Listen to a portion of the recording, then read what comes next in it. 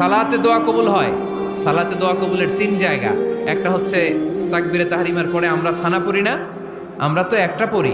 আল্লাহর হাবিব সুন্নাহ এবং নফল নামাজে আরো পড়তেন সানা, ওই দোয়া কবুল হয়। 2 নম্বর জায়গা সালাতে সেজদায় পড়ে দোয়া করলে কবুল হয়। আকরাবু মা ইয়াকুনুল আবদু মির রাব্বিহি ওয়া হুয়া সাজিদ ফাকসিরু ফিহি দুআ। বান্দা যখন সেজদায় লুটিয়ে পড়ে, বান্দা আল্লাহর সবচেয়ে কাছে চলে যায়। তা কিন্তু বিশ্বনবী বলে, সেজদাটা তোমার রবের কুদরতি পায়ের উপরে পড়েছে। সেজদায় পড়ে দোয়া করেন। সালাম ফিরানোর আগে বিশ্বনবী দোয়া করতেন, লা ইউসাল্লিমান্না আহাদুকুম হাত্তা ইয়াতাআওয়াযা মিন আরবা'a।